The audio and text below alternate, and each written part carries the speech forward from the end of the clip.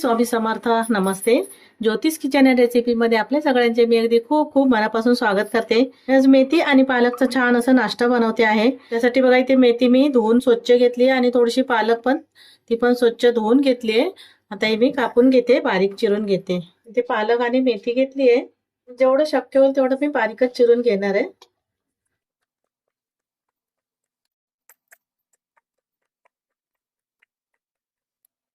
इथे बघा सर्व मेथी मी बारीक अशी चिरून घेतली आहे. आता मी एका भांड्यामध्ये काढून घेते. इथे अर्धी वाटी पोहे घेतले आहेत. त्याच्यामध्ये थोडंसं पाणी घालून घेते. हे पोहे आपल्याला फक्त धुवून घ्यायचे. पोह्यामधलं पाणी काढून टाकलं, असेच मी बाजूला ठेवून देते. ते 2-3 मिरच्या घेतल्या आहेत मी हिरव्या, कापून घेतलं. अर्धा इंच आलं घेतलंय, तेही कापून घेते. ते एक कांदा घेतलाय, तो असा पातळ चिरून घ्यायचा, एकदम पातळ पातळ कापून घ्यायचे. एकदम पातळ असा चिरून घेतलाय, थोडे बाजूला ठेवते. ते मी मिक्सरचं भांडं घेतलंय, थोडासा मसाला बनवून घेते.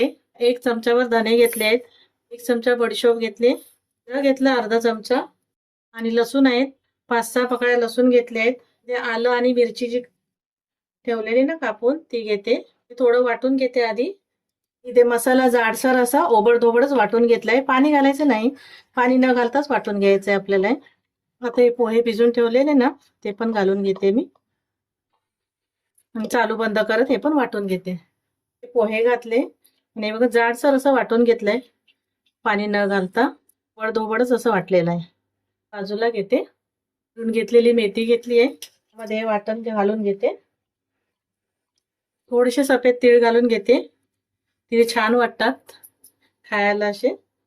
कांदा जो कापून घेतलेला आपण चिरून असं थोडासा सुट्टा करून घ्यायचा आहे गळे. थोडीशी कोथिंबीर चिरून घेतली, ती घालून घेते. प्रमाणे मीठ घालून घ्यायचंय. मेथी नंतर कमी होते त्याच्यामुळे मीठ आधी थोडंसं कमीच घालायचं. हळद घालते. मिरची पावडर आहे अर्धा चमचा घातली. 3 हिरव्या मिरच्या घातल्या त्याच्यामुळे मी कमी घातल्या. बटाटा उकडून घेतलाय, तोही घालते, किसून घेते मी असं.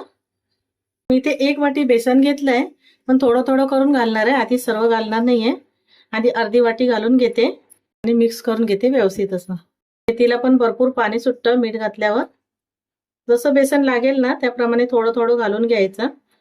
आता मी पहिला अर्धी वाटी घातली आणि बाकी नंतर घालून घेणार. आता हे मिक्स करून घेते व्यवस्थित. तर जर मीठ वगैरे कमी असेल ना, तिखट तुम्हाला आवडीप्रमाणे अजून पाहिजे तर घालू शकता. अर्धा चमचाच घालून घेतलाय. हाताला थोडंसं मी तेल लावून घेते. इथे सर्व 1 वाटीवर बेसन घातलं आणि व्यवस्थित असं मिक्स करून घेतलंय. पण मी थोडंसं तेल लावून घेतलं हाताला, थोडंसं यातलं मिश्रण घेतलं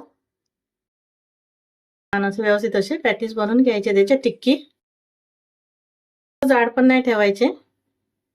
ते बघा अजून एक घेते, छोटे छोटेच बनवायचे, खायला पण छान वाटतात. मी असे सर्व बनवून घेते. बघा सर्व पॅटीस मी असे टिक्की मी अशी बनवून घेतली आहे. आता हे मी फ्राय करायला घेते. करायसाठी इथे बघा मी पॅन ठेवलाय आणि त्याच्यामध्ये 3 ते 4 चमचे एवढे तेल घालून घेतलाय. तुम्हाला जास्त तेलामध्ये तळून घ्यायचे असेल ना तर तसं घ्या. मी ते कमी तेलाचा वापर करते आणि मी तळून घेते. तेल गरम झालंय, थोडासा मध्यम ठेवायचा, त्याला फ्राय करून घ्यायचे.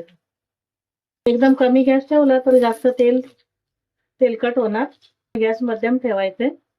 बाजूने थोडे शेकले गेले ना की नंतर मग परतून घ्यायचे. बाजूने गोल्डन असे हलतून परतून फ्राय करून घ्यायचे. चांगले शिजले गेले पाहिजे मेथी वगैरे. आता बघते मी एका बाजूने थोडेसे लालसर झाले ना की परतून घ्यायचे.